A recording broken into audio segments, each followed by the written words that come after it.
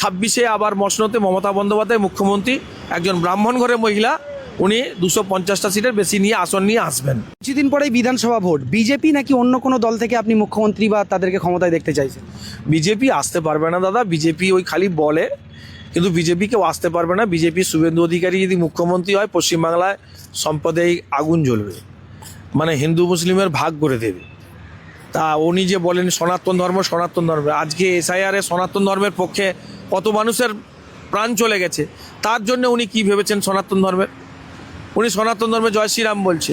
রাম কি উনার পৈতৃক সম্পত্তি নাকি? রাম তো সবাইকে, আর হিন্দুদের আরাধ্য দেবতা, রাম সবাই বলতে পারে। কিন্তু একটা কথা আপনাদের কাছে বলতে চাই, 26-এ আবার মসনদে মমতা বন্দ্যোপাধ্যায় মুখ্যমন্ত্রী, একজন ব্রাহ্মণ ঘরের মহিলা, উনি 250টা সিটের বেশি নিয়ে আসন নিয়ে আসবেন। আমি আপনাদের কাছে বলতে চাই, শুভেন্দু অধিকারী বা বিজেপির নেতারা যতই লাফালাফি করুন, আপনারা যতই করো হাই পাই, আপনাদের বাংলায় কোনো ঠাঁই নাই।